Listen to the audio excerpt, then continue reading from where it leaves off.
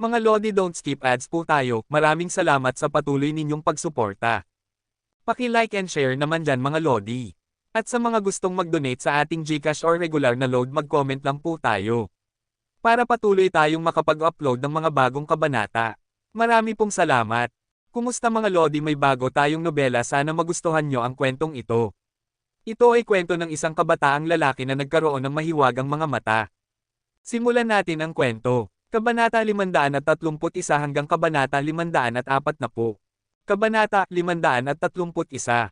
Sa ganitong paraan, sinamahan ni Yehan ang mga babae sa bahay upang mamalengke sa Shanghai City sa loob ng 3 araw. Ang mga sikat na shopping mall, beauty salon, at mga lugar ng libangan sa Shanghai City ay halos napuntahan nila. Mahirap silang samahan, hindi nagreklamo si Yehan tungkol sa anumang bagay, kahit anong ipagawa sa kanya, palagi siyang mukhang handang magtrabaho ng husto. Paano kaya mapapalitan ng 3 araw ang utang ko sa kanila? Para kay Yeching, ang oras na ginugol niya kasama siya ay napakaliit, at para kina Joe Yuner at Yan Zihan, masyado akong may utang sa kanila. Kaya, ginagawa ni Yehan ang kanyang makakaya upang matugunan ang lahat ng kanilang mga pangangailangan. Gayunpaman, pagkatapos ng 3 araw ng kabaliwan, maaaring pagod na rin ang mga babaeng ito, at lahat sila ay huminahon na. Bumalik si Joe Yuner sa kumpanya upang harapin ang mga bagay-bagay, nagpahinga si Yeching at ang iba sa bahay, at si Yehan mismo ay may oras upang maging malaya. Pagkatapos bumalik sa Shanghai City, hindi pa nakakapunta si Yehan sa Tianlong Group, at hindi niya alam kung paano ang kasalukuyang performance ng Tianlong Group sa ilalim ng pamamahala ni Yin Yaifei. Kaya, sa tanghali ng araw na iyon, dumating si Yehan sa punong tanggapan ng Tianlong Group, at nakarating sa gate ng opisina ni Yin Yaifei nang walang hadlang. Chairman. Tumayo ang maliit na sekretarya sa harap ng opisina ni Yin Yaifei at agad na tumawag nang makita niya si Yehan. Hindi ito ang unang pagkakataon na nakita niya si Yehan. Alam niya na ang batang lalaking ito na mukhang mas bata kaysa sa kanya ang isa. Ang malaking boss sa likod ng Tianlong Group. Tumango si Yehan at nagtanong, nasa loob ba ang inyong presidente? Bumalik ka sa chairman, nagpapahinga ang presidente sa loob, ipaalam ko sa kanya. Huwag ka nang mag-abala. Busy ka sa iyong trabaho. Papasok ako mag-isa. Kumaway si Yehan at itinulak ang pinto ng opisina ni Yin Yaifei. Gayunpaman, ang nakita niya kaagad pagkapasok ay medyo ikinakahiya ni Yehan dahil si Yin Yaifei ay nakasandal sa upuan at nakapikit ang mga mata, binubutons ang 3 o 4 na butones ng puting kamiseta na naglalantad ng karamihan sa tagsibol sa loob sa hangin. Yehan? Kailan ka dumating? Bilisan mo at isara ang pinto. Si Yin Yaifei, na nakasandal sa upuan at nakapikit ang mga mata upang magpahinga, ay malamang na nagulat nang marinig ang tunog ng pagbubukas ng pinto dahil may ugali siyang magpahinga. Minsan, gusto niyang kalagan ng bra, hindi siya komportable kung masyadong mahigpit ito. Ngunit karaniwan, kung may dumating, ang maliit na sekretarya sa harap ng desk ay kumakatok sa pinto o tumatawag sa kanya ng maaga upang ipaalam sa kanya, kaya walang papasok na nagmamadali tulad ni Yehan. Nakita si Yin Yaifei na nagmamadaling magbutones, isinara ni Yehan ang pinto at nahihiyang sinabi, well, wala naman akong nakita. Wala kang nakita. Binigyan ni Yin Yaifei si Yehan ng isang walang laman na tingin sa kanyang puso, ang lalaking ito ay nagsasalita ng kalokohan nang nakabukas ang kanyang mga mata, hindi man lang namumula ang kanyang mukha. Pagkaraan ng ilang sandali, natapos na ni Yin Yaifei ang kanyang sariling mga gawain habang nakatalikod kay Yehan. Umupo siya sa tapat ni Yehan na bahagyang namumula ang mukha, eksena. Kung alam niya na may ganoong ugali si Yin Yaifei, hihilingin sana niya sa maliit na sekretarya sa harap ng desk na kumatok sa pinto para sa kanya noong una, at hindi siya magiging kasing kahihiyan niya ngayon. Ngunit pagkatapos ng lahat, siya ay isang lalaki, kaya si Yehan ang unang nagsira sa kahihiyan at sinabi, Yaifei, kumusta ang pag-unlad ng Tianlong Group kamakailan? May maitutulong ba ako? Nakita si Yehan na nag-uusap tungkol sa negosyo, agad na ibinalik ni Yin Yaifei ang kanyang pag-uugali bilang isang malakas na babae, at sinabi. Ang Tianlong Group ay tiyak na mapapalawak sa China batay sa kasalukuyang sitwasyon. Sa ngayon, ang mga customer na nakaharap natin ay mga domestic businessman, mayayaman, at mga kilalang tao. Ang ganitong uri ng bilog ay unti-unting lumalawak, at ngayon ay nagsisimula ng magbayad. Gayunpaman, ayon sa trend na ito ng pag-unlad, ang bodyguard team ng ating Tianlong Group ay dapat dagdagan. Ngayon, ang mahigit 100 katao ay halos nasa mga misyon, at wala akong tao dito. Available, at ilang order ang ibinalik ko, kaya mahalaga na palawakin ang bodyguard team. Tumango si Yehan at sinabi, naisip ko rin ang problemang ito, ngunit ang walang paros na pagre-recruit at pagsasanay ay hindi isang pangmatagalang solusyon. Tungkol dito, mayroon ka bang ibang ideya? Nag-isip sandali si Yin Yaifei at sinabi, naisip ko na ito. Sa katunayan, maaari tayong magtatag ng isang profesional na paaralan para sa bodyguard team upang mag-recruit ng mga talento mula sa lipunan.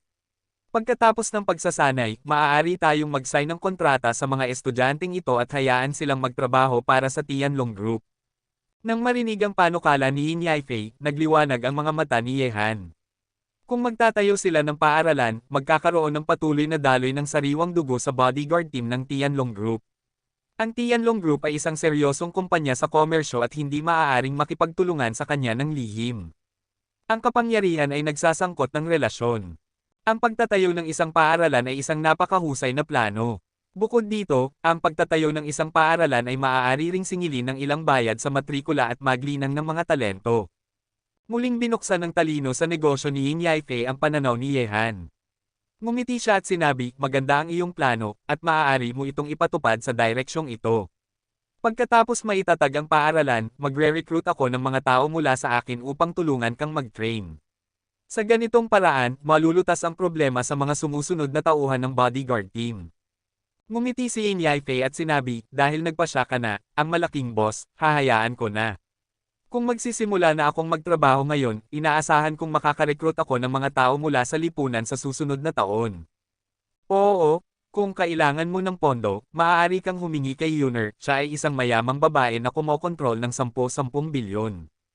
Ngumiti si Yehan, at pagkatapos ay nagpatuloy, sa pamamagitan ng paraan, ang marketing plan ng Tianlong Group ay hindi lang dapat nakaharap sa domestic market, Xinjiang at iba pang lugar, ang mga dayuhang merkado ay dapat ding buksan. Ang layunin ni Yuna ay gawing isang world-class jewelry giant ang Zeus Jewelry. Natural, ang lugar ko ay hindi dapat masyadong masama. Gusto kong maging isang world-class bodyguard company kahit na ano. Panipi. Ate Yuner, si Hanyan at ang iba pa, kasama ako, tila ang grupo natin ng mga babaeng sundalo ay kailangang magtayo ng isang imperyo ng negosyo para sa iyo bago ka masiyahan. Tinakpin ni Yin Yaifei ang kanyang bibig ng isang ngiti, ngunit mas ambisyoso si Yehan, mas ambisyoso rin siya. Mas mapapakinabangan ang kanyang mga talento, pangarap niyang palakihin ang Tianlong Group. Sa larangan na kanyang espesyalidad, isang napakasayang bagay para kay Yin Yaifei na palakihin ang isang bagay at mapakinabangan ang kanyang mga talento. Ayaw niyang maging immortal. Marahil, sa hinaharap, siya rin ay isang taong hinahangaan ng mundo. Uri ng malakas na babae sa mundo. Talagang makakamit ko ang ganoong layunin. Ito ang aking hangad. Ngumiti si Yehan, pagkatapos ay tumayo at sinabi, okay, wala na akong ibang hahanapin, at maaari mo akong ipaalam kung may hindi mo malutas. Aalis na ako. Nakita si Yehan na tumatayo, si Yin Yaifei, na sa wakas ay nakita siya ng isang beses, ay nagsabi na may halatang sama ng loob sa kanyang mukha, naalala ko noong huling beses na may nagsabi na may oras siyang yayain akong maghapunan. Parang nakalimutan na niya lahat. Nang marinig ito, medyo nahiya si Yehan. Naalala niya na sinabi niya ito nang dumalaw siya kay Yin Yaifei noong nakaraang pagkakataon. Gayunpaman, oras na ng tanghalian ngayon, sinabi ni Yehan, sige, gawin natin ngayon. Yayain kita sa labas para kumain. Sige, hintayin mo lang ako. Kabanata 532. Sumigla ang mukha ni Yin Yaifei, at agad siyang tumayo para magayos ng kanyang make-up, pagkatapos ay kinuha ang kanyang maliit na bag, at natural na hinawakan ng kamay ni Yehan. Sa ilalim ng naiinggit na tingin ng maliit na sekretarya, sabay silang umalis ng opisina, patungo sa isang kalapit na western restaurant. Interesado si Yin Yaifei sa kanyang sarili. Sa katunayan, naramdaman na ito ni Yehan, na hindi na ang unang kapatid, sa ilang mga pakikipag-ugnayan. Ngunit ngayon, wala na siyang ganoong iniisip. Masyado siyang may utang na pag-ibig, at hindi niya kayang bigyan ng iba ng kumpletong kaligayahan. Bakit pa magsisimula? Pagkatapos ng isang mainit na hapunan sa western restaurant kasama si Yin Yaifei, bumisita si Yehan kay Mingshan sa susunod na linggo. Magkasama nilang pinag-aralan ang antique jadeite at nagkaroon ng masusing pag-uusap sa matandang lalaki. Pagkaraan ng ilang sandali, lumipas ang isang araw. Sa gabi, hindi umuwi si Yehan para maghapunan, kaya tinawag niya sina Young Master Tang at Lin Bomo, at ang tatlo sa kanila ay nagtipon sa labas. Hanzi, gaano katagal ka mananatili sa pagkakataong ito? Sa isang food stall, ang tatlo ni Yehan ay umiinom ng mga inihaw na pagkain. Bagamat magkakaiba na ang kanilang mga identidad at katayuan ngayon, gusto pa rin ni Yehan ang lasa at kapaligiran ng mga night stall, at ang pag-arte bilang isang ginoo sa isang malaking hotel ay masyadong awkward. Bukod pa rito, hindi naman siya ginoo. Uminom si Yehan ng isang baso kasama si Lin Bomo at sinabi, hindi ko pa masabi sa ngayon, tignan natin ang sitwasyon. Kinagat ni eldest young Master Tang ang isang bangkos ng mga inihaw na karne at malabo niyang sinabi, Hanzi, tandaan mong tawagan ako sa susunod na pumunta ka sa Washang, ngayon ang kapatid ay isang master na rin ng Kung Fu, at pupunta ako para makita ka kapag dumating na ang oras. Tingnan mo lang ang mga malalaking eksena, ang ganitong uri ng buhay ay sapat na kapanapanabik. Ngumiti si Lin Bomo at sinabi, Hai Bin, gamit ang iyong mga kasanayang pampusa, hindi mo alam kung paano ka mapapawi ng iba. Sa tingin ko dapat kang manatili sa Shanghai City at uminom kasama ko kapag nababagot ka. Aba, masyadong boring ang manatili ng ganito, mas stimulated pa rin ako sa tabi ni Hanzi. Sa tingin ko noong nasa Tengchong ako, ang kapatid ko ay may hawak na baril.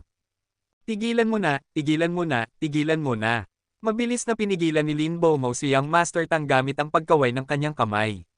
Narinig na niya ang linyang ito mula kay First Young Master Tang nang hindi kukulangin sa 100 beses. Hindi ba iyon ang pagpatay lang ng ilang tao gamit ang baril? Kailangan ba itong gawin buong araw pag-usapan ito? Aba, wala akong sasabihin sa mga ordinaryong tao. Itinaas ni Young Master Tang ang gitnang daliri kay Lin Beimo, at pagkatapos ay sinabi kay Yehan, Hanzi, wala akong pakialam, anyway, sa susunod na pumunta ka sa Washang dapat mo akong isama. Ngumiti si Yehan at hindi nagsalita, tumunog ang telepono sa kanyang bulsa, kinuha ito ni Yehan at nakita na ang tawag ay galing kay Sun Bumir, maaari kayang may nangyari sa gitnang China. Old Sun? Ano ang problema? Sinagot ni Yehan ang telepono at nagtanong. Xiaohan, baka kailangan mong pumunta sa gitnang China. Kamakailan, maraming mga multo at ahas mula sa underground world ang nagtipon sa gitnang China. Bukod dito, may mga tao pa nga mula sa Ancient Wu sect. Nag-aalala ako na may mangyayari noon. Sa telepono, si Sun Bumi ay nagsalita ng may malalim na boses. Nang marinig ito, kumunot ang noo ni Yehan at sinabi, Old Sun, sabihin mo sa akin ang sitwasyon doon, at magmamadali akong pumunta sa Washang sa lalong madaling panahon. Sinabi ni Sun Bumi, ang sitwasyon sa gitnang China ay may kaugnayan sa Ghost Market. Ayon sa balitang nakuha namin, ang Ghost Market sa Hulensha City ay mag-a-auction ng isang bagay kamakailan, kaya ang mga taong ito ay nagtipon sa gitnang China, at pupunta sa Ghost Market. Kung ang mga taong ito ay magtitipon at manatili sa gitnang China ng matagal, hindi ito magandang bagay para sa atin. Pagkatapos ng lahat, ang gitnang China ang teritoryo ng pamilyang Merong, at ang mga tao mula sa Xingyi sect ay nagtatago sa dilim. Tumango si Yehan at sinabi, Old Son, alam mo ba kung ano ang i-auction ng Ghost Market? Hindi dapat madali ang makaakit ng mga tao mula sa underground world at sa ancient martial arts sect. Sinabi ni Sun Bumi, hindi masyadong sigurado, narinig ko na may kaugnayan ito sa maalamat na banal na hayop, at hindi ko alam kung totoo iyon. Okay, naiintindihan ko na. Pupunta ako sa Washang bukas. Dapat kang mag-ingat doon. Pag-uusapan natin ito ng detalyado kapag dumating na ako. Pagkatapos magsalita, binaba ni Yehan ang telepono. Ang ilang mga multo at ahas ay nagtipon sa gitnang China. Talagang gusto niyang tingnan ang bagay na ito. Masyadong maraming mga masters, at madaling magdulot ng gulo kapag nagtitipon sila.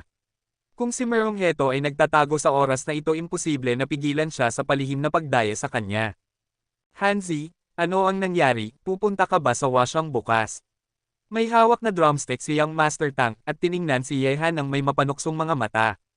Paano hindi nahulaan ni Yehan ang iniisip niya, at sinabi, bukas may nangyari sa gitnang China. Mas nagiging abala ka na ngayon, bata. Kakabalik mo lang sa Shanghai City at aalis ka na sa loob ng 1 linggo. Huwag kang magsalita, gawin mo na lang.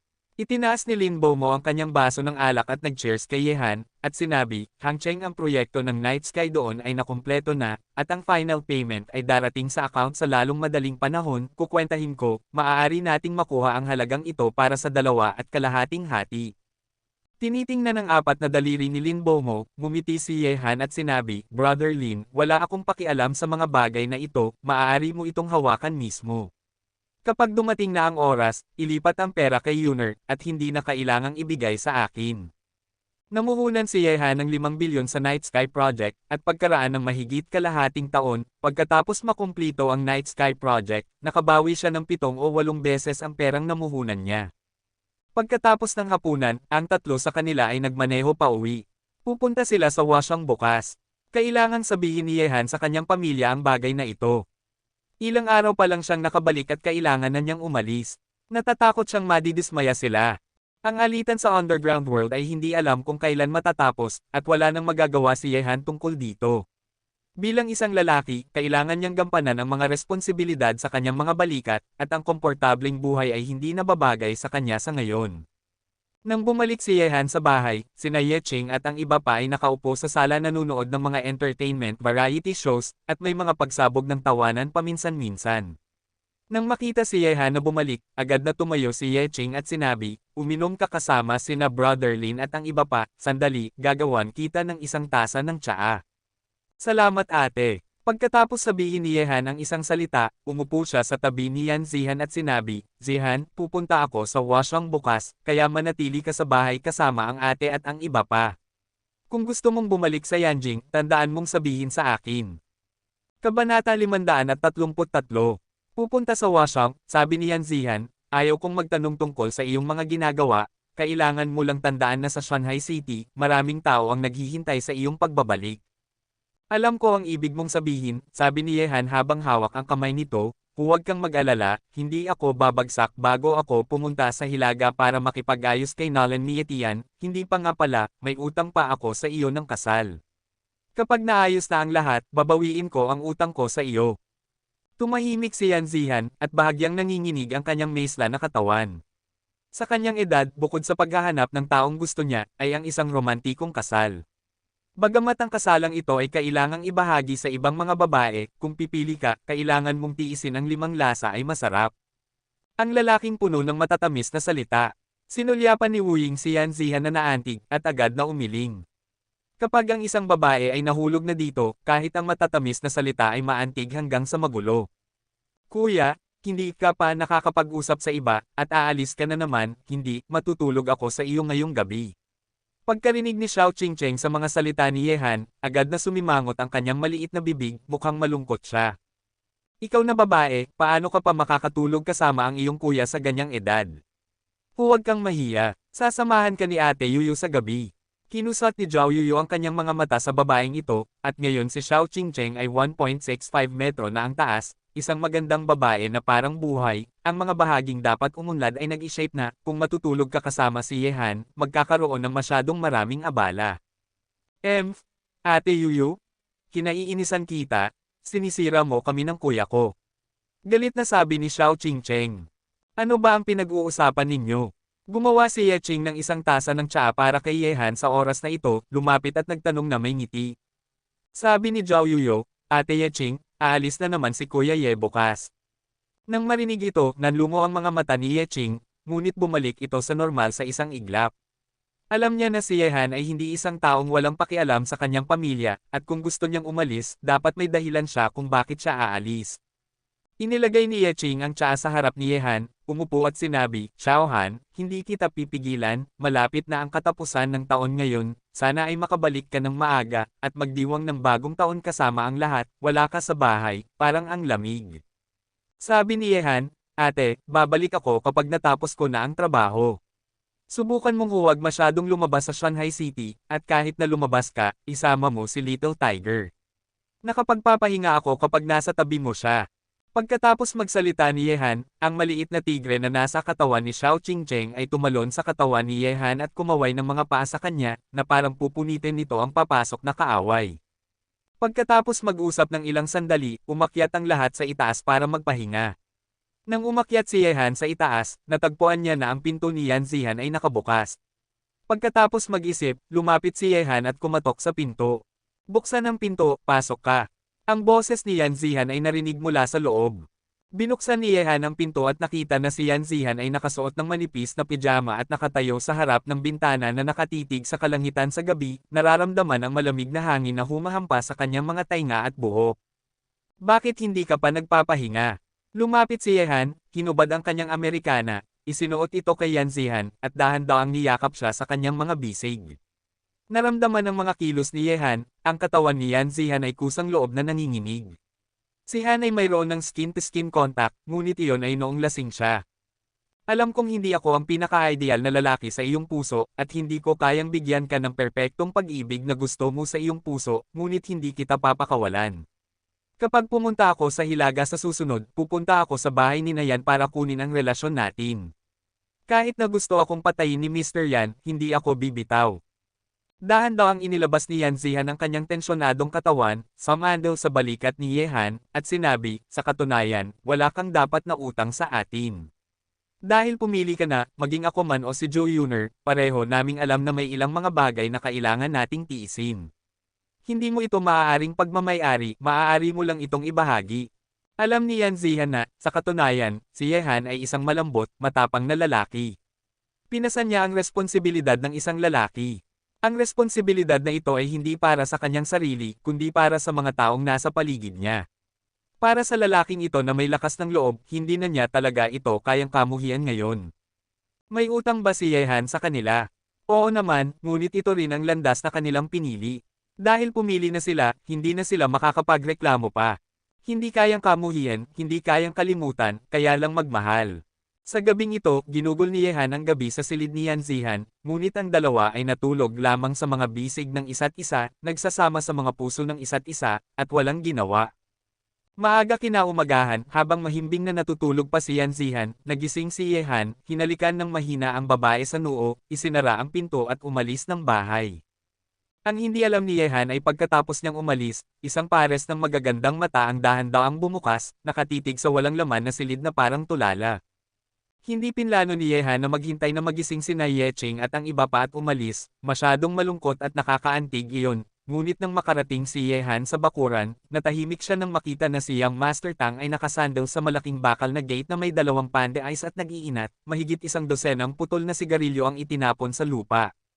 Malinaw na hindi siya nakatulog buong gabi, at matagal na siyang naghihintay dito.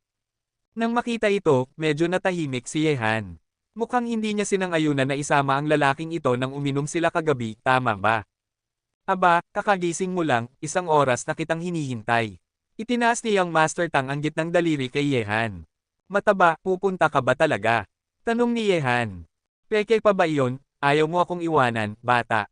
Naghagi si First Young Master Tang ng sigarilyo kay Yehan, at sinabi na parang hindi siya susuko hanggang sa maabot niya ang kanyang layunin. Kabanata 534. Sinindihan ni Yehan ang sigarilyo at sinabi, sige, huwag na tayong pumunta sa washroom, kailangan mong sumunod sa akin sa lahat ng bagay, at hindi ka pwedeng magkagulo. Sige, makikinig ako sa iba kung hindi ako makikinig sa iyo. Ngumisi si Young Master Tang, at ang dalawa sa kanila ay umalis sa lugar ng Haisha Villa na magkatabi at patungo sa washroom. Gayunpaman, ang hindi alam ni Yehan ay isang nakakagulat na pagsasabuatan laban sa kanya ay inilunsad na. Ang Ghost City ay matatagpuan sa Shacheng, Hunan Province sa gitnang China. Alam ito ni Yehan. Ito ay isang sinaunang lungsod sa ilalim ng lupa, at ang lokasyon ng pasukan ay napakatago. Maliban sa mga tao sa loob ng Ghost City, iilang outsider ang nakakaalam ng eksaktong lokasyon ng Ghost City. Ang balita mula sa loob ng Ghost Market ay nagdulot ng kaguluhan, at nagkaroon ng kaguluhan sa labas. Ang mga multo at halimaw sa underground world, at maging ang mga eksperto sa ancient martial arts sect ay nagulat. Noong hapon ng araw na iyon, nakarating na sina Yehan at Young Master Tang sa Shaoyang City Airport, at dumiretso sa villa kung saan nakatira sina Sun Bumi at ang iba pa. Ang Qianlongwei ay tahimik sa gitnang China sa nakalipas na ilang araw, at inutusan ni Sun Bumi ang Qianlongwei na ihinto ang lahat ng aktibidad, kahit ang mga masters ng Xingyiman na nagtatago sa gitna ng bansa ay hindi nag-imbestiga. Masyadong maraming halimaw at ahas sa gitna ng bansa. Kung magkakaroon ng alitan, mahirap itong tapusin. Sapat na ang mga kaaway ni Yehan sa paligid niya, kaya hindi na niya kailangang dagdagan pa ang kaaway. Ang mga taong sumando sa eroplano ay sina Sun Bumir at Jolai. Ginamit din ni Yehan ang pagkakataon upang bigyan sila ng pinino na Dragon Tiger Pill upang tulungan silang mapabuti ang kanilang lakas. Xiaohan, ngayon ay nakatanggap kami ng balita na maraming mahahalagang tao ang dumating sa gitnang China. Sa co-pilot, sinabi ni Sun Bumi na may seryosong mukha. Sino sila? Kinunutin ni Yehan ang kanyang mga mata at nagtanong, kaya tinatrato sila ni Sun Bumi bilang mahahalagang tao kung galing sila sa pambihirang background. Prairie King? Chu Xuanji, Crown Prince. Tatlong pangalan ang sinabi ni Sun Bumiay na may mabigat na tinig, at maging si Zhou Lai ay may seryosong mukha nang marinig ang tatlong pangalang ito. Sa 3 taong ito, kilala lang ni Yehan ang Prairie King, pero sino naman itong Chu Xuanji, ang Crown Prince? Nagpatuloy si Sun Bumiay, sina Chu Xuanji at Wang Dicho ay mga sikat na tao na sa mundo mahigit 20 taon na ang nakakaraan, ngunit kumilos sila ng may pagkamahiyain, kaya karamihan sa mga tao ay hindi pa nakakarinig ng kanilang mga pangalan. Ang emperador ay isang miyembro ng bansa at nagtatago sa dilim. Hindi maraming tao ang nakakaalam ng kanyang impormasyon, at ang Chu Xuanji na ito, ang kanyang pinagmulan ay hindi simple.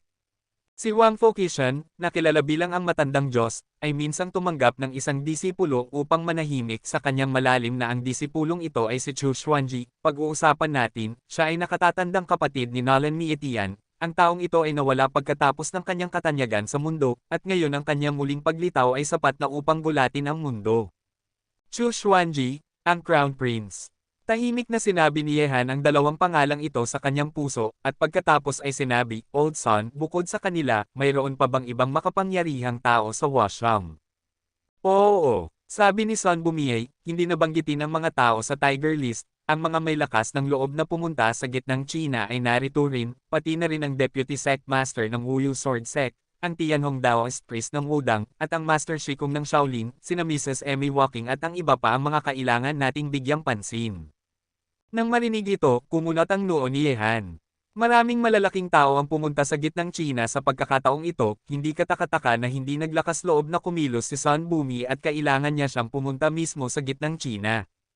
Nag-isip sandali si Yehan, at sinabi, mayroon bang pagkilos si Merong Heto kamakailan? Nasaan ang mga matatandang lalaki mula sa Xingyiman?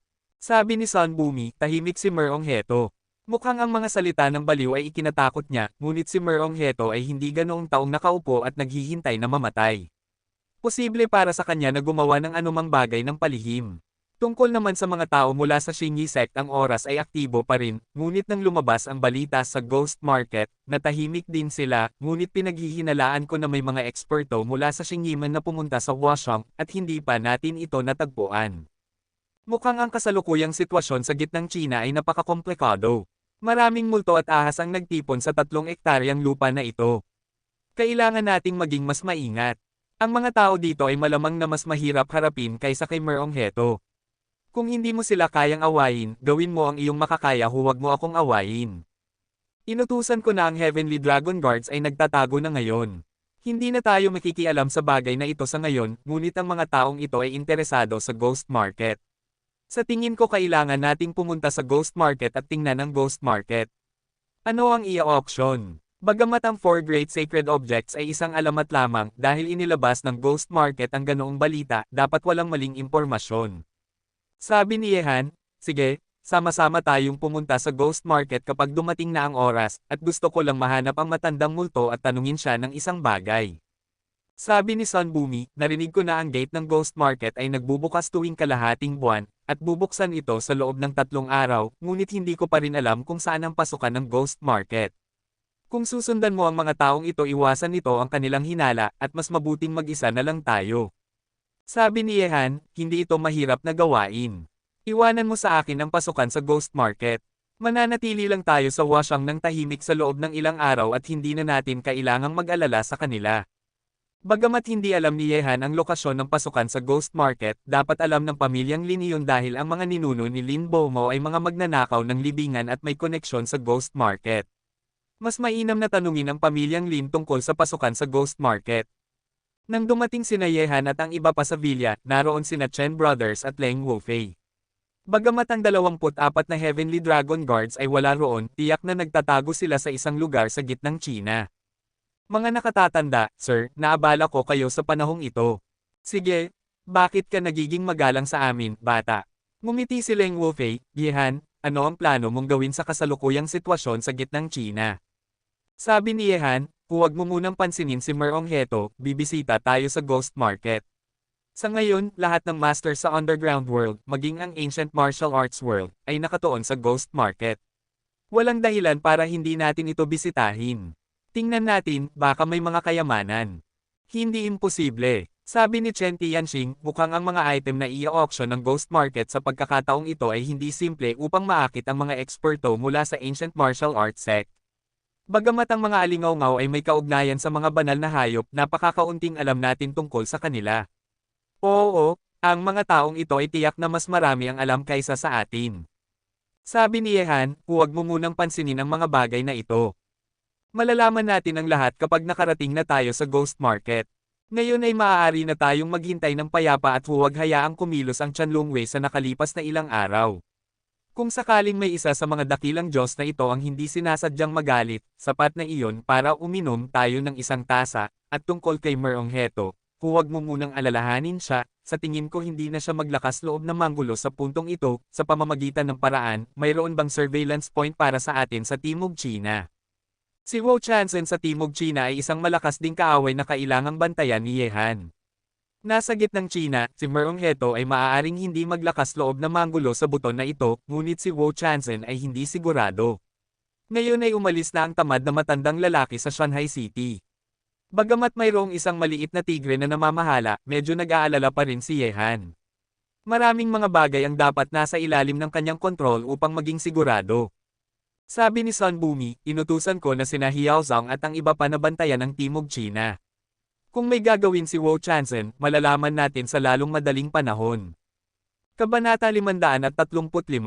Mabuti naman. Tumango si Yehan.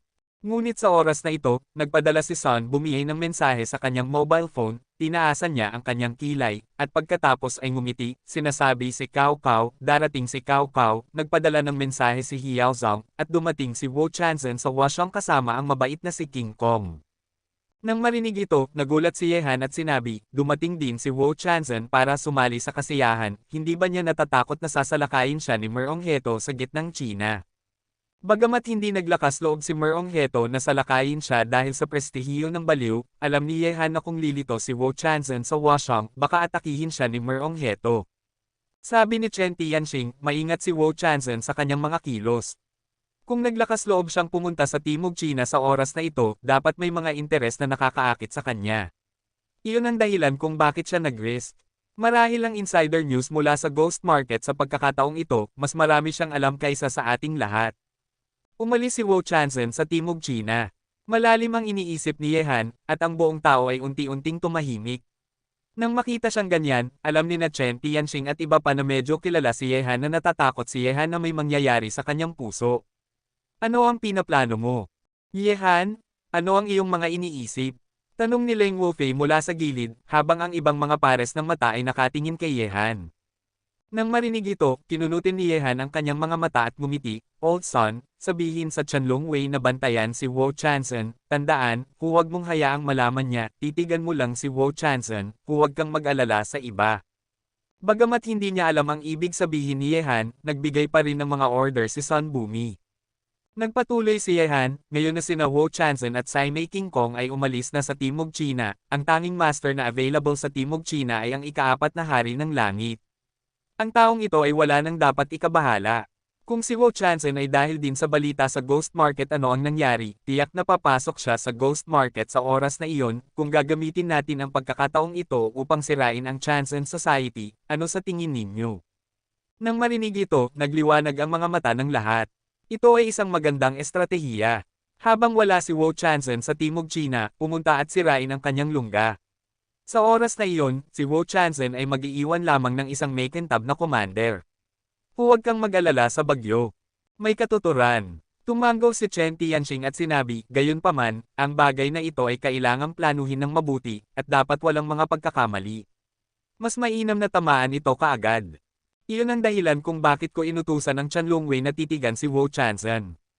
Sabi ni Yehan, ang gate ng Ghost City ay babukas sa loob ng 3 araw, at kung papasok din si Wu Chanzen sa oras na iyon, oras na para atakihin natin ang Chanzen. Hindi na kailangan nating lahat na pumunta sa Ghost Market ng sabay-sabay. Sa oras na iyon, ako, 2 nakatatanda, at ang aking asawa. Kayong dalawa, Mr. Sun at Brother Joe, ay mananatili sa labas upang alagaan ang pagpuksa sa Chanzen Society. Tandaan, pumunta sa Huanan dapat malaman ng lahat bago gumawa ng anumang bagay, at ang babaeng Black Widow ay hindi madaling harapin, natatakot akong gagawa siya ng ilang trick sa dilim. Tumanggaw sina Sun Bumie at Jolai. Palagi nilang ginagawa ng maayos ang mga gawain na ipinagkatiwala sa kanila ni Yehan. Hanzi, paano naman ako? Pagkarinig sa pag-aayos ni Yehan, si First Young Master Tang, na tahimik na nakaupo, ay nag-alala. Sinundan niya si Yehan sa washroom upang panoorin ang malaking pangyayari. Kung iniwan siya ni Yehan dito, nakakita na siya ng mga tae, mas mabuti pang manatili siya sa Shanghai City ng comfortable. Ngumiti si Yehan at sinabi, sige, maaari ka ring sumama kapag pumunta ka na sa Ghost Market, ngunit linawin natin na dapat mong sundin ang aking pag-aayos ng walang pasubali. Hoy, alam kong hindi mo ako iiwanan, bata. Masayang ngumisi si Young Master Tang. Pagkatapos ayusin ang bagay na ito, biglang nakaramdam si Yehan ng higit na pagiging relax sa kanyang puso. Marahil, magagamit niya ang pagkakataong ito upang putulin ang lahat ng mga tauhan ni Wu Chanzhen, at pagkatapos ay magiging mas madali ang pakikitungo kay Wu Chanzhen at kay Daoist Cai Mei. Pagkatapos ipaliwanag ang bagay, tinawagan ni Yehan ang numero ni Lin Beimo sa Shanghai City. Kailangan pa rin niyang magtanong tungkol sa pasukan ng Ghost City sa pamilyang Lin. Hanzi, ano ang problema? Ang nag-aalinlangang boses ni Lin Beimo ay narinig mula sa telepono. Hindi tatawag si Yehan sa kanya ng walang dahilan sa washroom, at dapat siyang nakipag-ugnayan sa kanya para sa isang mahalagang bagay. Sabi ni Yehan, Brother Lin, humihingi ako sa iyo ng lugar. Ang inyong pamilyang Lin ay dapat nakakaalam ng pasukan sa Ghost City, tama ba? Ang pasukan sa Ghost Market. Nag-isip sandali si Lin Beimo, at sinabi, Hanzi, alam nga ng aking pamilyang Lin ang lugar na ito, at papasok kami sa Ghost Market paminsan-minsan. Bakit mo tinatanong ang lugar na ito? Sabi ni Yehan, Brother Lin, pupunta ako sa Ghost Market kamakailan. Sige, paano ito? Pagkaraan ng 3 araw dapat ay oras na para mabuksan ang gate ng Ghost Market. Ang aking pangalawang tiyuhin ay papasok sa Ghost Market para bumili ng isang batch ng mga lumang bagay. Pagkatapos ay maaari kang sumama sa kanya. Ano ang mali sa iyo dito? Kung may alam ka, maaari mong tanungin ang aking pangalawang tiyuhin, pamilyar siya dito. Sige, ipadala mo sa akin ang impormasyon sa pakikipag-ugnayan ng pangalawang tiyuhin Lin, at kokentaken ko siya kapag dumating na ang oras. Binaba ni Yehan ang telepono. Alam ni Yehan ang koneksyon sa pagitan ng pamilyang Lin at ng Ghost Market. Ang negosyo ng pamilyang Lin ay may kinalaman sa mga antik. Mayroong Ghost Market sa likod ng pamilyang Lin, kaya ang antique shop ng pamilyang Lin ay maaaring tumagal magpakailanman. Pagkatapos maayos ang lahat, maliban kay Wu Chanzhen, hindi pinansin ni Yehan ang ibang mga tao, at namuhay ng payapang buhay kasama sina Xi Hanyan at ang iba pa. Ngayon ang Wenchao Group ay opisyal na pinalitan ng pangalan sa Tianlong Real Estate, na isang subsidiary ng Tianlong Group. Hindi na kailangang mag-alala ni Yehan tungkol dito, ang team ay naitatag na, ang pangkalahatang direksyon ay kinokontrol ni Zhou Yuner, at ang pagpapatupad ay tinutulungan ng mga taong may talento tulad ni Yin Yaifei at Xi Hanyan. Hindi magtatagal bago maging isang higanting negosyo ang kanyang industriya. 3 araw ang mabilis na lumipas. Sa araw na ito, sina Yehan, Chen Brothers, Leng Wufei at Tang Dashao ay nagmaneho ng kotse papuntang Hulansan City.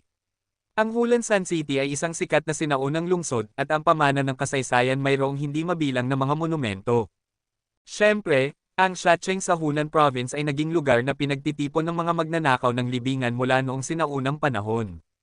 Sa kanyang kasagsagan, kahit ang ancient martial arts sect ay natatakot sa grupong ito ng mga taong kumikita sa pamamagitan ng paghuhukay ng mga libingan. Mula sa pananaw ng performance, ang Shacheng ay isang makasaysayang sinaunang lungsod at isang lugar na pinagtitipon ng mga turista, ngunit ang sinumang nakakakilala sa lungsod na ito ay nakakaalam na ang lungsod na ito ay nababalot ng isang mahiwagang kapaligiran. Dahil, sa ilalim ng Sun City, mayroong isang underground ancient city na umiral na sa loob ng libu-libong taon. Alam ito ng lahat maliban sa mga ordinaryong tao. Gayunpaman, ang pasukan ng sinaunang underground city na ito ay napakalihim, at karamihan sa mga tao ay hindi pa nakakarinig nito. Kabanata 536. At ang sinaunang lungsod sa ilalim ng lupa na ito ay tinatawag na Ghost City ng mga tao, isang madilim na lungsod kung saan nagtitipon ang mga tao mula sa 3 relihiyon at 9 na paaralan ng Chinese underground world. Ang ilan sa kanila ay maaaring mga wanted criminal sa labas ng mundo, o maaaring sila ay nasaktan. Isang tiyak na puwersa, o isang tiyak na sekta ang kailangang magtago dito. Siyempre, ang Ghost Market ay isang banal na lugar din para sa mga magnanakaw ng libingan, at ang Ghost Market ang kanilang kuta. Sa madaling salita, ang mga taong makakapasok sa Ghost City ay hindi madaling awayin. Pagdating ni Yehan sa Shacheng, agad niyang kinontak ang pangalawang tiyuhin ni Lin Bomo na si Lin Janman. Ang matipunong lalaking ito ay katulad ng ama ni Lin Bomo na si Lin Janhong. Isang magnanakaw ng libingan siya noong bata pa siya. Napakatipunan at mabilis siya. Siya ang pangunahing namamahala sa koneksyon sa pagitan ng pamilyang Lin at ng Ghost Market. Pangalawang tiyuhin Lin, matagal na tayong hindi nagkikita. Pagkababa ng sasakyan, tiningnan ni Yehan si Lin Janman na naghihintay na sa kanya at ngumiti. Haha, Yehan? Totoo ngang matagal na tayong hindi nagkikita. Kung may oras ka, maaari kang pumunta sa bahay ng aming pamilyang Lin para magayos. Palagi kang pinag-uusapan ng aking nakatatandang kapatid. Ngumisi si Lin Janman, at pagkatapos ay sinulyapan niya si Yehan na sumunod sa likuran. Sa wakas, ang kanyang mga mata ay napunta kay Young Master Tang, at sinabi niya, "Hi Bin, anong ginagawa mo rito, bata?" Pangalawang tiyuhin Lin, pumayag si Hansi na sumama ako. Kinurba ang labi ni eldest Young Master Tang at sinabi, "Ikaw na bata, kailangan mong maging matapat kapag pumasok ka sa loob, at huwag kang magdulot ng problema kay Xiaohan." Sinaman ni Lin Janman ng tingin si Young Master Tang, at pagkatapos ay nagpatuloy, "Xiaohan, gabi na, simulan na natin ngayon, ikaw ang magmaneho at sumunod sa likuran natin, may distansya pa mula dito hanggang sa pasukan ng Ghost City, huwag mong mawala ang landas sa atin." "Sige, salamat, pangalawang tiyuhin Lin." Tumango si Yehan, at pagkatapos ay nagsimula ang lahat kasama ang convoy ni Lin Janman. Nagdala si Lin Janman ng kabuoang 8 tao sa Ghost Market. Gumagawa siya ng negosyo, kaya kailangan niyang maging maingat sa loob. Ito ng pansin sa iba. Ang convoy ay nagsimula sa gitna ng Shacheng City. Pagkaraan ng 3 oras, umalis na ito sa Shacheng City at pumasok sa ilang liblib na mga daan sa bundok. Ang buong daan sa bundok ay parang maze kapag tiningnan mula sa langit. Kung ang isang taong hindi pamilyar sa mga kondisyon ng daan ay makarating dito, tiyak na maliligaw siya, at mahirap na makalabas kung maliligaw siya. Habang nasa daan, ang mga sasakyan ni Yehan at ng kanyang mga kasama ay mahigpit na sumusunod sa convoy ni Lin Janman. Sa wakas, pagkatapos magmaneho pabalik-balik sa paikot-ikot na daan sa bundok ng mahigit 2 oras, ang sasakyan ay dahan-dahang pumasok sa isang maliit na nayon. Ang mga tao sa maliit na nayon ay sinasabing hindi gaanong marami, at hindi gaanong marami, ngunit ang ikinagulat ni Yehan ay ang mga gusali dito ay katulad ng sa Gu Clan, lahat sila ay retro, at walang bakas ng modernisasyon. Bukod dito, ang mga tao sa loob ay hindi ordinaryong tao, lahat sila ay mga cultivator, nakasuot ng mga retro costume, lahat sila ay may mabangis na hitsura, at maging ang kanilang mga mata ay puno ng lamig. Ito ang Ghost Village sa alamat. Tiningnan ni Chen Tianxing ang nayon na lumitaw sa harap nila, at sinabi, "Narinig ko na kung gusto mong makapasok sa Ghost City, kailangan mo munang dumaan sa Ghost Village." Ang Ghost Village na ito ang unang linya ng depensa para sa Ghost City. Kung gusto mong sakupin ang Ghost City, ang mga tao dito ay hindi lamang makakalaban bilang mga vanguard, kundi maaari ring ipaalam sa mga tao sa Ghost City ang sitwasyon. Sabi ni Leng Wufei, ang Ghost City ay palaging nakakatayo ng tuwid. Ang Ghost Village na ito ay may mahalagang papel. Narinig ko na mayroong isang batalyon ng mga maliit na Hapon na nakapasok dito ng hindi sinasadya. Bilang resulta, wala sa kanila ang nakakaalis, at lahat sila ay nanatili. Aba, kung hindi mo sinabi sa akin, iisipin kong ito ay isang filmang location. Hindi, kukuha ako ng 2 litrato mamaya at dadalhin ko ito pabalik sa aking asawa para makita. Tiningnan niyang Master Tang ang nayon ng may pagkagulat, ang hitsura nito ay parang naglakbay pabalik sa sinaunang panahon. Sige, maghintay ka muna at isara ang iyong bibig. Huwag mong sabihin ang mga bagay na hindi mo dapat sabihin. Ang mga tao dito ay hindi madaling pakialaman. Pinaalalahanan ni Yehan si Young Master Tang. "Huwag kang mag-alala, hindi na ako magsasalita." Pagkaraan ng ilang sandali, dinala ni Lin Janman sina Yehan at ang iba pa sa isang matayog na gusali at huminto. Ang matayog na gusaling ito ay medyo katulad ng isang sinaunang restaurant. Isang malaking kahoy na karatula ang nakasabit dito, na may nakasulat na Ghost Building na nagbibigay sa mga tao ng isang uri ng nakakatakot na pakiramdam. Parang ilang malalaking pulang lantern ang lumulutang sa hangin sa ilalim ng mga bubong. Gayunpaman, ang ikinagulat ni Yehan ay ang tawanan ng mga babae at ang tunog ng klasikal na musika ay patuloy na nagmumula sa haunted building, na ginagawa itong napakamasigla. Aba, napunta ba tayo sa isang sinaunang kiln? Pagkababa ng sasakyan, narinig ni Young Master Tang ang boses na nagmumula sa loob, at agad na nasa sabik na sinabi. Nang marinig ang kanyang mga salita, agad na lumingon si Yehan sinusumpa siya, maaari ka bang magsalita ng kalokohan? Maging si Lin Janman ay sinaman din siya ng tingin. Hehe, natatakot akong mali ang salita ng bisitang ito. Ang aming ghost building ay hindi isang brothel, ngunit isang lugar ng mga bayani. Sa oras na ito, isang babae na nakasuot ng itim na robe ay lumabas mula sa ghost building, sinundan ng dalawang magagandang babae. Saniang, huwag mo akong sisihin sa aking kamangmangan. Malinaw na hindi ito ang unang pagkakataon dito ni Lin Janman, kaya agad niyang sinabi sa babaeng nakasuot ng itim na robe. Si G. Lin pala, ikaw ay isang regular na bisita rin sa aming ghost building, mangyaring pumasok. Ngumiti si Baisani ang kay Lin Janman, pinangunahan ang lahat papasok, at pinagbuksan sina Yehan at ang iba pa ng kanilang mga mata. Upang ilarawan, ang kapaligiran at layout dito ay talagang walang pagkakaiba sa mga brothel noong sinaunang panahon. Maraming bisita sa ghost building, ang ilan ay galing sa ghost market at ang ilan ay mga outsider.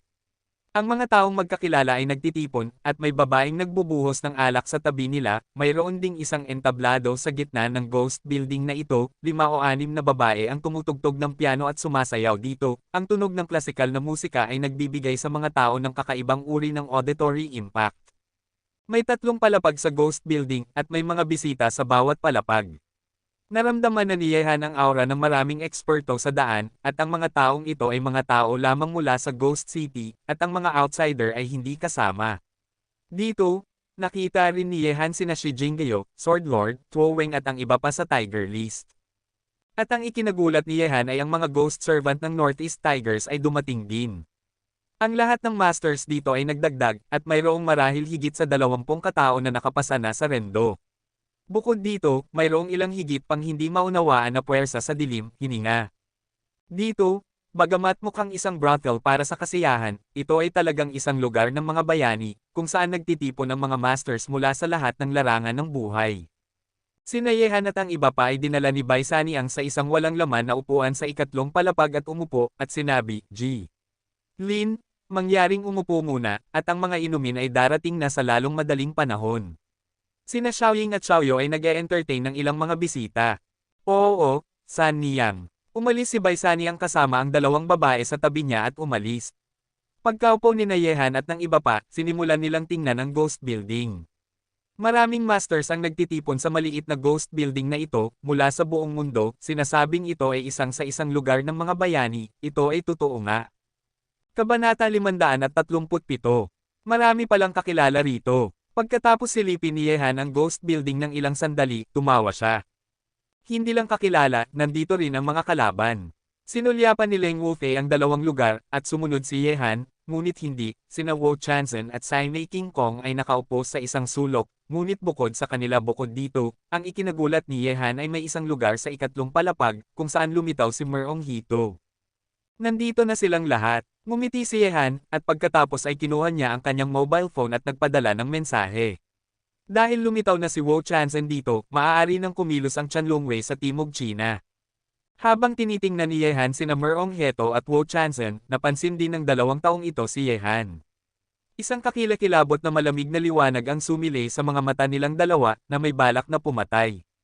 Malinaw, para kay Yehan, gusto siyang patayin ni Merong Hito at Wo Chanzen. Hindi pinansin ni Yehan sina Merong Hito at Wo Chanzen. Hindi nila siya magawang salakayin dito.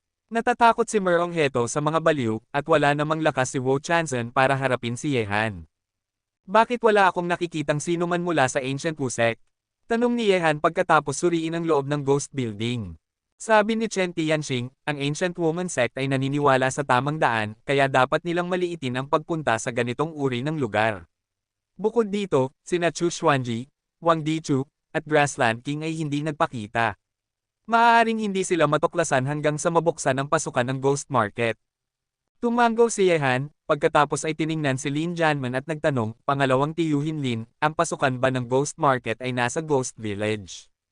Tumango si Lin Janman at sinabi, may ilog sa dulo ng Ghost Village, at naroon ang pasukan ng Ghost Market, ngunit ang oras ng pagbubukas ay sa hating gabi, maaga pa, maaari tayong manatili sa Ghost Building ng ilang sandali. Xiaohan, kayo ano ang layunin ninyo sa pagpunta sa Ghost Market sa pagkakataong ito? Naramdaman kong maraming beses na mas maraming tao ang pumapasok sa ghost market sa pagkakataong ito kaysa dati, at lahat sila ay mahirap pakitunguhan. Sabi ni Yehan, pangalawang tiyuhin Lin, hindi ko alam ang eksaktong sitwasyon. Malalaman ko lang ito kapag nakarating na ako sa ghost market. Anyway, may oras pa ngayon. Tiyuhin Lin, sabihin mo sa amin ang sitwasyon sa ghost market. Tumango si Lin Janman at sinabi, ang Ghost City ay talagang isang underground city. Walang sikat ng araw dito, kaya maraming tao ang may malamig na masamang espiritu sa kanila, na mukhang nakakatakot, ngunit hanggat hindi mo sila inaaway, karaniwan ay walang problema. May mga controller din sa Ghost Market na ang bawat isa ay kumokontrol sa isang bahagi. Siyempre, ang mga controller na ito ay lahat ay kabilang sa iisang organisasyon, ang Tomb Raiders Alliance. Tomb Raiders Alliance. Tinaasan ni Yehan ang kanyang kilay at sinabi, maaari bang isang grupo ng mga magnanakaw ng libingan ang nagsama-sama? Oo, sila nga. Sabi ni Lin Janman, sa totoo lang, ang Ghost Market ay pinamumunuan ng grupong ito ng mga tao. Karamihan sa mga tao dito ay galing sa industriya ng pagnanakaw ng libingan. Lahat sila ay nakakabit sa Tomb Raiders Alliance, at ang mga tunay na controller sa loob ay lahat ay isang grupo ng mga magnanakaw ng libingan. Naiintindihan ko na. Lihim na tumango si Yehan, at sinabi, pagkatapos, gaano karaming mga controller ang mayroon sa Ghost City, at sino sila? Sabi ni Lin Janman, Xiaohan, dapat mong narinig ang mga pangalan ng 4 na dakilang lalaki sa mundo ng pagnanakaw ng libingan, at sila ang mga kumokontrol sa Ghost City. Sila nga, kumunat ang noo ni Yehan. Naalala niya na si Jiu Kongji, na tinawag ni Jiang Yutang para harapin siya, ay isa sa 4 na kakaibang tao sa mundo ng pagnanakaw ng libingan. Pinatalsik ako. Grave Plane ng Patriarch Jiu Kongji, Ghost Hand Luchuan, 5-Element Master Huang Quan, at Earth Master Old Ghost. Sinulyapan ni Chen Tianxing si Yehan at sinabi, Yehan, sa 4 na kakaibang tao sa mundo ng pagnanakaw ng libingan, ang Old Ghost ang pinakamalakas. Nakilala na ni Yehan ang matandang multo na ito. Siya ay isang matandang lalaki na may hindi maunawa ang lakas. Maging si Chen Taigong ay magalang sa kanya na nagpapakita kung gaano kalakas ang matandang multo na ito. Sabi ni Yehan, kapag nakarating na tayo sa Ghost Market, kailangan nating mag-ingat kay Jiu Kongji, may alitan ako sa kanya noon. Ngumiti si Chen Tianxing at sinabi, Yehan, kapag pumunta ka sa Ghost Market, sa katunayan, hanggat pumunta ka sa Old Ghost, sa tingin ko kahit na may problema ka kay Jiu Kongji, hindi na siya maglakas loob na gumawa ng anumang bagay sa iyo. Nang marinig ito, sinabi ni Yehan na may ngiti, mukhang pumunta ako sa Ghost Market, kailangan kong bisitahin muna ang matandang lalaking iyon. Sa tingin ko masaya rin ang Old Ghost na makita ka. Ngumiti si Leng Wufei. Noong nasa bahay ni Taigong Chen siya, ang Old Ghost ay may ideya na kunin si Yehan bilang kanyang disipulo. Kung pumunta si Yehan ngayon, itataboy ba siya ng Old Ghost? Habang nag-uusap sina Yehan at ang iba pa, si Bai Saniang, na pabalik-balik, ay lumapit na may 2 pitchel ng alak at ilang ulam, huwag mag-atubiling sabihin kung saan mo kailangan, kahit na ito ay isang liblib na lugar, ngunit ako, si Bai Saniang, ay hindi kailanman mag-aatubili kung kaya kung mapasaya ang lahat.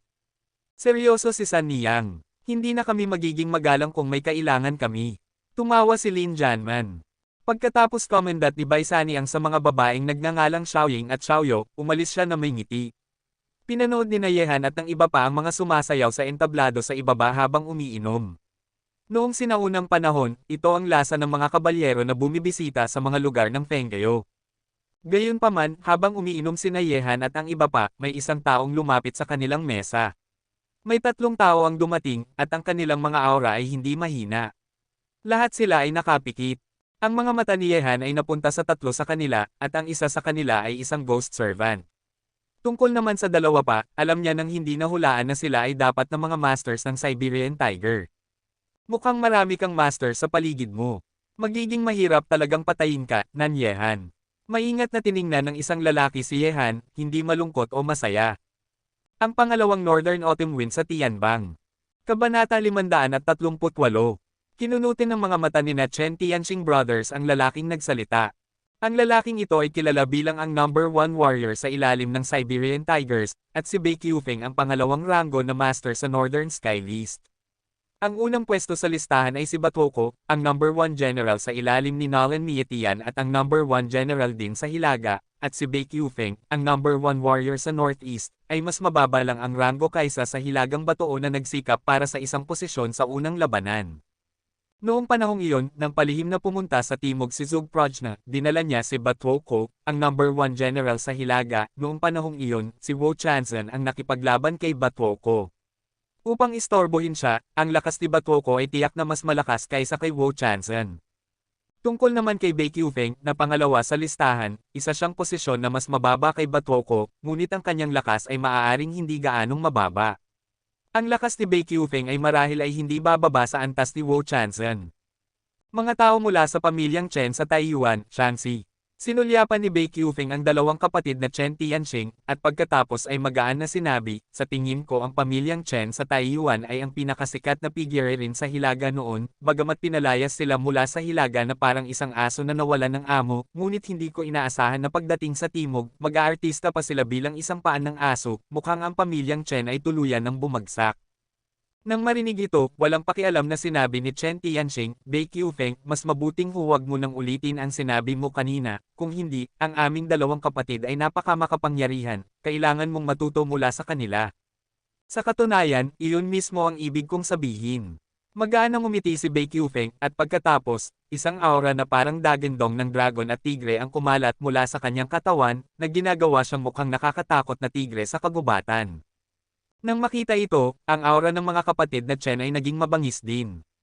Ang kanilang mga matatandang katawan ay kasing lakas ng bakal, at mahigpit nilang kinuyam ang kanilang mga kamao. Ang mga kamay ni Yehan at Leng Wufei ay unti-unting naninigas din. Gayunpaman, nang magsisimula na ang isang malaking labanan, si Bai Saniang ay lumitaw sa tamang oras. Ilan, maaari kayang ang mga inumin ni Saniang dito ay hindi sa inyong panlasa, kaya kayo ay nagagalit. Naglakad si Bai Saniang, sinundan ng dalawang masters. Saniang ay nagkamali, ito ay isang pagtatalo lamang. Nang makita ito, si Lin Janman, na pamilyar sa mga alituntunin ng Ghost Building, ay agad na tumayo upang mapaayos ang mga bagay at sinabi. Umaasa rin akong isang maling pag-unawa ito.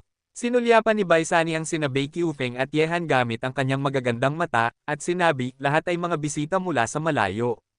Bilang isang panauhin, ngunit sa labas, mayroon kayong mga batas, dito, mayroon din kaming mga alituntunin, sino man ang pumunta sa aming lugar, dapat nilang sundin ang mga alituntunin, kung hindi, paalisin sila ni San Niang. Ang nangyari dito ay agad na nakakuha ng atensyon ng mga tao sa Ghost Building, at lahat sila ay tumingin kina Yehan at sa iba pa. Karamihan sa mga taong hindi sa Ghost City ay mukhang nanunood ng palabas nang makita nila ang lugar na ito, ngunit kabilang sa mga masters ng Ghost Market, ang kanilang mga mata ay agad na naging napaka-intense na maging ang mga sumasayaw sa entablado ay tumigil. Sa isang sandali, ang Ghost Building, na orihinal na isang masiglang eksena ng pagtugtog ng musika, ay biglang naging napakatahimik, at ang kapaligiran ay medyo banayad. Sa hangin, may amoy ng pulbere na bumabalot sa hangin. Sa ilalim ng mga mata ng isa-isa, tumayo si Yehan at mahinahong sinabi kay Bai Saniang, dahil nandito na tayo, natural na sinusunod natin ang mga alituntunin dito, ngunit ang ilang mga tao ay gustong maghanap ng kasalanan ng may layunin, Saniang, mahirap mong sundin ang mga alituntunin. Sinulyapan ni Bai Saniang si Yehan at sinabi, sa akin, si Saniang, walang sino man ang makakapagsuwi sa mga alituntunin. Kung may sino mang lalampas sa linyang ito, sumasang-ayon si Saniang, ngunit papayag ba ang mga kapatid sa aking Ghost Village? Sino man ang maglakas loob na magkagulo sa Ghost Building, huwag na huwag mong isiping makalalabas ng buhay sa Ghost Village.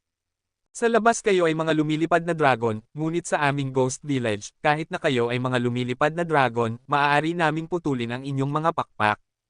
Lahat ay nasa daan. Saan ka man pumunta, dapat mong bigyang pansin ang salitang alituntunin. Ipinapayo ko sa inyo na huwag kayong masyadong uminom at gugulo ninyo ang inyong isipan. Ang linyang ito ay isang landmine. Sino mang humakbang dito ay masasaktan. Pagkarinig sa mga salita ni Bai Saniang, mahigit 100 ng masters ang tumayo sa Ghost Building, ang kanilang mga mata ay malamig at matalas, at ang mabangis na aura sa kanilang mga mata ay umungal na parang mga masasamang espiritu, at may posibilidad na kumilos anumang oras. Saniang, dahil ang mga taong ito ay gustong magkagulo at tapakan ang mga alituntunin dito, bakit hindi mo sila hayaang umalis? Sa oras na ito, ngumiti si Wo Chanzan kay Bai Saniang, ang kanyang mga salita ay medyo nag-uudyok. Ang puntong ito, si Sanyang ay may sariling sukat.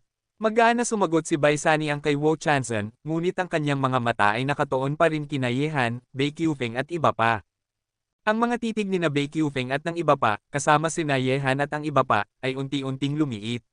Sa ganitong mga kalagayan, maliban kung ang dalawa sa kanila ay gagawa ng kompromiso, ang sitwasyon ay hindi matatapos. Isang maliit na ghost building ang nagpapatakot sa mga tauhan ng Siberian Tiger. Mukhang ang mga taong sinanay ng Siberian Tiger ay hindi masyadong magaling. Bakit hindi ko simulan para sa iyo, para lang harapin ang ilang mga ignorante na mga lalaki? Sa oras na ito, isang malamig at mapagmataas na tinig ang lumabas mula sa paligid. Ang tinig ay parang medyo ethereal na nag-uugong sa buong mundo na ginagawang hindi maramdaman ng mga tao kung saan ito nanggaling. Pagkatapos, isang makapangyarihang puwersa ang bumaba, tinatakpan ang buong ghost building. Ang ganitong uri ng kapangyarihan ay napaka-nakakatakot na ang mga tao ay nakakaramdam ng paghihirap, at maging ang paghinga ay nagiging napakahirap. Ang taong lumitaw sa dilim ay napaka-makapangyarihan. Sino iyon? Sa sandaling ito, ang mga mukha ng mga tao sa haunted building ay nagbago ng husto. Ang taong biglang lumitaw ay napaka-nakakatakot. Natatakot ako na kung gagawa siya ng random na pagkilos, lahat ng tao sa ghost building ngayon ay masasaktan. Sino ang may lakas ng loob, maglakas loob na kumilos ng walang ingat sa ghost building? Ang mukha ni Bai Sanyang ay napakamalamig, may ghost market sa likuran niya, at ang mga taong lumitaw ay hindi nag-aalala tungkol dito. Maaari kayang gusto nilang sirain ang kanyang ghost building. Paano naman ang ghost building? Walang sino man ang makakapagpigil sa gusto kong gawin. Muli na namang nagsalita ang may-ari ng malamig at mapagmataas na tinig. Ang tinig ay naging mas malamig, at ang hininga ay naging mas nakakatakot, at lahat ng tao sa ghost building ay nakaramdam nito ang malakas na taong ito sa likod ng mga eksena ay magsasagawa ng isang nakapipinsalang ultimate move. Kuya Bing-ing, bakit mo kailangang makipagtalo sa ilang maliit na lalaki dito? Natatakot akong masisira ang iyong reputasyon bilang hari ng damuhan, tama ba? Gayunpaman, nang maramdaman ng lahat na mahirap huminga, isang magaan na tawanan ang agad na dumating, na nag-uugong sa buong ghost building. Pagkatapos lumabas ang tunog, ang malakas na lalaki sa dilim ay dahan-daang pinigilan ang kanyang hininga. Kabanata 539. Prinsipe Wang, hayaan mong tulungan kita. Mas mabuting ipanalangin mo na hindi na kita hahayaang makasalubong ko sa susunod. Natapos ang tinig, nawala ang pinipigilang hininga, at ang malakas na lalaki ay biglang nawala, na nagpagan sa mga tao sa haunted building. Sa pagharap sa ganitong malakas na lalaki, wala man lang silang lakas ng loob na itaas ang kanilang fighting spirit. Sa sandaling ito, ang mga pisngi ni Yehan ay basa na ng pawis, dahil ang balak na pumatay ng malakas na lalaki ay direktang nakalock sa kanya, at gusto siyang patayin ng lalaking iyon. Hari ng damuhan, Beiming Longbo. Mahigpit na kinuyam ni Yehan ang kanyang mga kamao. Kung hindi dahil sa paglitaw ng prinsipe, nasa panganib na siya ngayon. Ang pagharap sa hari ng damuhan ay mas masahol pa kaysa sa pagharap sa dalawang merong heto. Mas malakas pa. Hari ng damuhan, Beiming Longbo. Nanlalamig ang puso ni Yehan, ang aura kanina ay napaka-nakakatakot. Ang mga taong napipigilan dito ay natatakot. Ang maraming mga masters na pinipigilan ng isang tao ay hindi makatayo. Ang takot sa hari ng damuhan ay nakaugat sa puso ng mga tao, at sa likod ng ghost building ay nakatayo ang pinuno ng Ghost City paano. Naglakas loob pa rin siyang sumama sa kanyang sariling paraan, kung hindi lang lumitaw ang prinsipe sa tamang oras, nasa panganib na si Yehan sa pagkakataong ito. Gayunpaman, gusto siyang patayin ng hari ng damuhan, at hindi nagulat si Yehan. Nang siya ay nasa Golden Triangle, pinatay niya ang pangalawang anak at ang panglimang anak, at sinira rin ang tatlong Master Wolf Kings. Hindi katakataka na hindi nakipag-ayos si hari ng damuhan kay Yehan. Ang sayang. Ang swerte naman ng lalaking ito. Sabay na kinunutin ni na Merong Heto at Wu Chanzhen ang kanilang mga mata. Gamit ang kanilang lakas, natural nilang mararamdaman na gusto lang patayin ni hari ng damuhan si Yehan kanina, ngunit ang prinsipe ngunit sumingit siya. Noong nakaraang pagkakataon, isang baliw ang sumulong, sa pagkakataong ito ay si Master Wang Dizo. Ang pag-alis ng hari ng damuhan ay nagpagan sa lahat ng tao sa ghost building. Sa pagharap sa ganitong malakas na lalaki, lahat ng tao dito ay makararamdam ng kawalan ng lakas. Qiufeng, sa tingin ko mas mabuting hayaan natin siyang mabuhay pa ng 2 araw, hindi na natin kailangang madaliin ang kanyang buhay. Sa oras na ito, isang lalaki na nakatayo sa tabi ni Bai Qiufeng ay magaan na nagsabi, ang taong ito, na nagngangalang Zuomo, ay isa sa mga masters ng Siberian Tiger. Hehe, tama iyon? Nanyehan, hahayaan kitang mabuhay pa ng 2 araw, hindi ka dapat mamatay sa kamay ng iba. Pagkarinig sa mga salita ni Zuomo, walang pakialam na tiningnan ni Bei Qiufeng si Yehan. Nakangiti, umikot siya at umalis. Pagkatapos bigyan ni Ghost Servant si Yehan ng isang mapaglarong tingin, sumunod din siya kay Bei Qiufeng at umalis. Sa susunod, hindi natiyak kung sino ang mabubuhay at sino ang mamamatay. Kinunutin ni Yehan ang kanyang mga mata at tiningnan ang mga likuran ni na Bei Qiufeng at iba pa. Hinding-hindi hahayaan ni Yehan ang mga taong gustong patayin siya. Nang makita ni Bai Sani ang sina Bei Qiufeng at ang iba pa na umalis, tiningnan niya sina Yehan at ang iba pa at sinabi, "Hulaan, mukhang marami kang mga kaaway, at maging ang mga malalakas na lalaki tulad ng hari ng damuhan ay humahabol sa iyo, kaya bibigyan kita ng isang payo. Kung kaya mong iwasan mo, huwag mong samantalahin ang lakas ng loob ng mga ordinaryong tao, hindi ka nito makakatulong." Pagkatapos sabihin ito, dinala ni Bai Sani ang mga tao palayo. Tungkol naman sa pakikinig o hindi, iyon na ang usapin ni na Yehan at ng iba pa. Yehan, bakit biglang gusto tayong patayin ng hari ng damuhan? Nasaktan mo rin ba siya? Kumunat ang noo ni Chen Tianxing. Sa pagharap kay Bei Qiufeng, sigurado pa rin sila, ngunit sa pagharap sa hari ng damuhan, hindi sila sigurado. Tumango si Yehan at sinabi, "Noong nasa Golden Triangle ako, pinatay ko ang kanyang 2 ampon at 3 Master Wolf Kings. Mukhang kailangan nating maging mas maingat dito, mas marami na tayong mga kaaway." Seryosong sinabi ni Chen Tianxing. "Dapat ka talagang maging maingat." Tumango si Leng Wufei, at sinabi, "Ang mga kalaban lang na lumilitaw ngayon ay sina Merong Heto, Wo Chanzhen, Bei Qiufeng, kasama ang makapangyarihang kaaway na hari ng damuhan. Tingnan mo lang ang sitwasyon kanina, mukhang pinipigilan ni Wang Dicho ang hari ng damuhan na salakayin tayo, na nagpapakaba sa mga tao, wala tayong kinalaman kay Wang Dicho, bakit niya tayo tinutulungan?" Ang puntong ito, hindi maintindihan ni Yehan, kahit na ang prinsipe ay isang miyembro ng bansa, hindi na kailangang saktan ang hari ng damuhan para sa isang taong walang kinalaman sa kanya tulad niya, tama ba? Gayunpaman, kahit ano paman, sina Yehan at ang iba pa ay kailangang maging maingat kapag pumunta sila sa Ghost Market. Pagpunta sa Ghost City, hindi inisip ni Yehan na makakasalubong niya ang napakaraming kalaban sa daan. Imposible nang bumalik sa dati. Dahil nandito na siya, kailangan niyang pumunta sa Ghost City para tumingin. Maging ang mga taong tulad ng hari ng damuhan, ano nga ba ang bagay na hindi makaupo ng tahimik?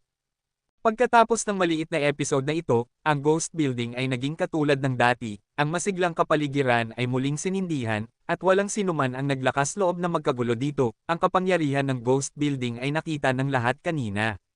Sa ganitong uri ng nakakapagod na paghihintay, lumubog ang gabi, at ang hininga ng gabi ay bomb-alot, at ang bawat bahay sa Ghost Village ay nagsabit ng mga pulang lantern upang maliwanagan ang buong nayon. Kapag papalapit na ang hating gabi, gusto ang mga taong pumasok sa Ghost City ay pumunta sa dulo ng Ghost Village isa-isa. Sa dulo ng Ghost Village, mayroong isang ilog na may talon sa itaas ng ilog. Ang talon ay mahigit 10 metro ang taas, bumagsak ng may lakas, nag-splash ng mga patak ng tubig, at ang umuungal na tunog ng talon ay nag-uugong sa magkabilang panig ng ilog. Sa sandaling ito, sa ilalim ng talon, ang mga figure ay nanginginig, at ang mga masters mula sa lahat ng panig ay nagtipon na dito, ang maliwanag na buwan ay sumisikat, malinaw na naiilawan ang mukha ng lahat. Halimbawa, sina Merong Heto, Wo Chanzhen, Bei Qiufeng, Janjen, Tuo Weng, at iba pang mga masters mula sa underground world sa Hilaga at Timog ay naghihintay na para mabuksan ang gate ng Ghost City, lumitaw. Yehan, iyon ang deputy head ng Wuyo Sword Sect. Kilala siya bilang isang swordmaster at may malaking reputasyon sa ancient martial arts world. Tiningnan ni Chen Tianxing ang isang pino na lalaki. Naglalabas ng isang mabangis na aura, sa tabi niya ay nakatayo ang ilang mga disipulo ng ancient martial arts sect. Ang mga mata ni Yehan ay tumingin lamang sa swordmaster, at naramdaman niyang bahagyang nasusunog ang kanyang mga mata.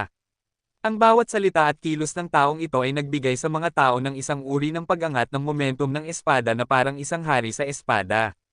Sa tabi ng Wuyo Sword Sect ay isang Daoist na nakasuot ng Daoist robe. Ang Daoist ay mukhang nasa 60 taon na, may hawak na dust whisk sa kanyang kamay.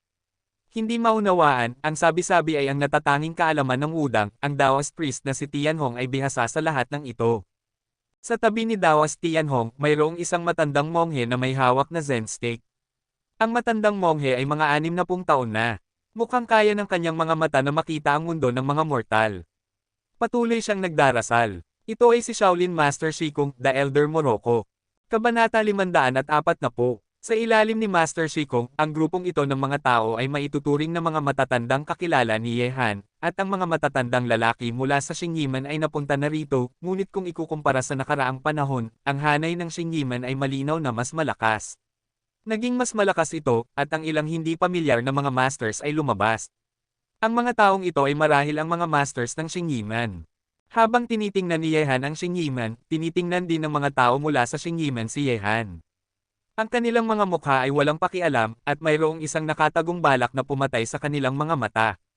Mga kaaway na nagkikita, sa kasong ito, natural na maghahati gamit ang pulang mga mata, gusto ni Yehan na alisin ang mga tao mula sa Xingyi sect, at ang mga tao mula sa Xingyi sect ay natural na gustong alisin si Yehan. Gayunpaman, sa oras na ito, hindi gagawa ng anumang bagay si Yehan, at gayon din ang mga tao mula sa Xingyiman, hindi pa ito ang oras. Master Ye. Sa oras na ito, habang sina Yehan at ang iba pa ay nakatingin sa Xingyiman, ang walang awang guro ng MA School ay naglakad patungo kina Yehan at sa iba pa kasama ang kanyang mga disipulo. Pagkarinig nito, yumuko si Yehan sa walang awang guro at sinabi, "Si Guro Walking pala, nakakatuwang makilala kayo. Hindi ko inaasahan na si G. Ye ay narito, ang swerte naman." Mahinang ngumiti si Master Walking, "G. Ye, paano kung maghintay tayo na magkasama at pumasok ng magkasama?" Iyon mismo ang ibig kong sabihin. Tumango si Yehan, at pagkatapos ay tumingin siya sa likuran ni Mistress Walking. Sa likuran ni Mistress Walking ay nakatayo si Bigong Xiar, ang #1 beauty sa Ancient Martial Arts World, at 3 MAs. Ang mga masters ng Pai ay sumusunod. Ngunit nang makita niya ulit si Bigong Xiar, natuklasan ni Yehan na binuksan na ng babaeng ito ang pangalawang linya ng Ren at Do. Miss Bigong. Tumango si Yehan kay Bigong Xiar, na magaan lamang na tumugon, walang ibang komunikasyon kay Yehan. Gamit ang kanyang mainit na mukha sa kanyang malamig na puwet, ikinuyom ni Yehan ang kanyang mga balikat, at pagkatapos ay tumayo kasama ang walang awang guro at tinitigan ang kalangitan sa gabi. Malapit na ang hating gabi, at dapat na mabuksan ang gate ng Ghost Market. At sa ilalim ng mga titig ng lahat ng ang maliwanag na buwan sa kalangitan sa gabi ay naglalabas ng mga nakasisilaw na pagkahilo, mayroong isang tunog, at isang pakiramdam na parang ang lupa ay nanginginig at ang mga bundok ay nanginginig ay nagmula sa ilalim ng mga paa ng lahat, at pagkatapos, ang talon na umaagos pababa ay biglang naputol dahil isang mataas na pader ang lumitaw sa itaas ng talon, na pinipilit na harangan ang umaagos na tubig sa ilog. Sa loob ng maikling panahon, ang antas ng tubig ng ilog na umaagos pa lamang kanina ay nagsimulang bumaba, ang malaking pool lamang sa ilalim ng talon ang puno pa rin ng tubig, ngunit, pagkatapos tumigil ang talon sa pag-agos, isang bato na may bigat na 1,000 Jun dahan-daang gumagalaw pa itaas, isang underground river ang lumitaw. Ang kakaibang eksena na ito ay agad na nakakuha ng atensyon ng lahat dito. Lumalabas na ang pasukan ng Ghost City ay napakatago. Mayroong isang saradong pasukan sa likod ng talon. Kung ang mga taong hindi nakakaalam nito ay pumunta sa likod ng talon, mahirap isipin sa puntong ito.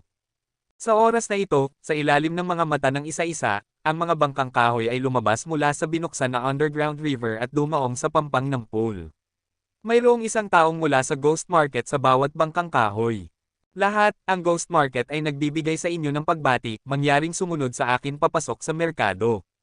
Isang matangkad at payat na lalaki na may maputlang mukha at isang butas na ilong ay lumabas mula sa bangka sa oras na ito, ang kanyang malamig na mga mata ay sumulyap sa lahat, na naglalabas ng isang masamang hitsura.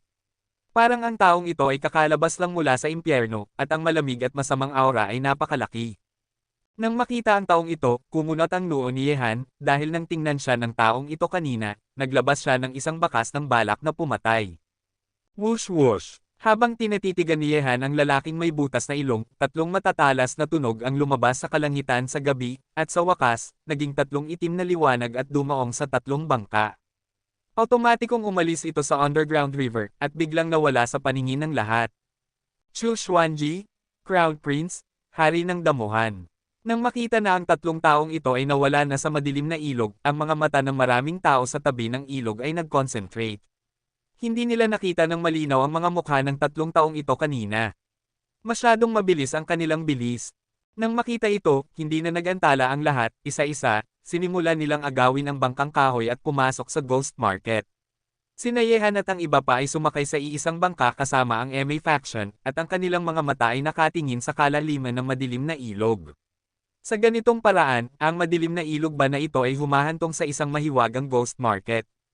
Nang sumakay ang lahat sa bangkang kahoy, isang dosenang bangkang kahoy ang pumasok sa underground river, at ang malaking bato na may bigat na 1,000 Jun ay dahan-daang bumagsak, isinara muli ang pasukan, at ang talon na nahar ang lamang kanina bigla itong bumagsak, at ang buong talon ay muling nagkabuhay. Pagtingin dito, ang mga taong hindi nakakaintindi sa sitwasyon ay maaaring mahirap malaman na isang grupo ng mga tao ang nawala mula sa likod ng talon kanina. Ang loob ng madilim na ilog ay napakadilim, at ang mahabang pasilyo ay hindi alam kung gaano katagal. Ang paningin ng mandirigma ay hindi makakakita kung ano ang nangyayari sa unahan, ngunit si Yehan ay hindi maaaring magkaroon ng problema dito. May mga matigas na pader ng bato sa magkabilang panig ng ilog. Ang ilang mga makamandag na insekto, ahas at langgam na gustong manirahan sa dilim ay kumapit sa mga pader ng bato, at ang kanilang maliliit na mata ay naglalabas ng isang malungkot na asul na liwanag. Ang takbo ng madilim na ilog na ito ay hindi makinis sa buong daan. Habang papalalim ka, mas hilig ang lupain na nagbibigay sa mga tao ng pakiramdam na nagmamaneho sa isang lugar na may magulong tubig. Lumulubog ang bangka. Pagkatapos maramdaman ito, binuksan ni Yehan ang kanyang mga mata ng yinyang at tumingin sa mga gilid. Ang antas ng tubig dito ay hindi kasing taas ng pagpasok niya, at mukhang malapit na itong matapos. Aba, gusto kong manirahan sa ganoong lugar. Ang mga taong ito ba ay hindi nababaliw? Ang kadiliman sa paligid niya ay nagparamdam kay Young Master Tang ng pagiging hindi komportable, at nanindig ang kanyang balahibo sa buong katawan. Ito ang unang pagkakataon na pumasok siya sa ganitong nakakatakot na lugar. Ang lugar, ang pakiramdam ay parang humahantong sa underworld, nakakatakot na pagkatakot. Manahimik ka, malapit na tayo. Tinapik ni Yehan si First Young Master Tang sa balikat, ang kanyang mga mata ay nakatuon sa unahan, kung saan mayroong isang mahinang liwanag na lumilitaw na. Sigurado, pagkaraan ng 2 minuto, isang bangka ay dumaong na sa harap ni Yehan at ng iba pa. Nang maging turn ni Yehan, nalaman nila na ang lugar na kanilang pinagmulan ay isang yungib, at ang ilog ay umaagos mula rito. Ang ilog na ito ay isang ghost river din.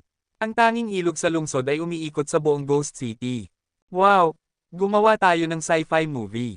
Sa sandaling ito, biglang sumigaw si Young Master Tang.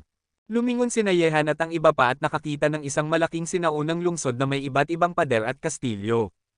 Mataas, sa pagitan ng kastilyo at ng kastilyo, napakamakapal na mga cade ng bakal ang konektado, magkakapatong-patong, at sa itaas ng pader ng lungsod at ng kastilyo, may mga bagay na hugis kaldero. Sa loob ng mga kalderong ito, nagngangalit ang mga apoy ay nasusunog, at sa isang sulyap, imposibleng mabilang kung gaano karami ang mga naturang punto ng pag-iilaw.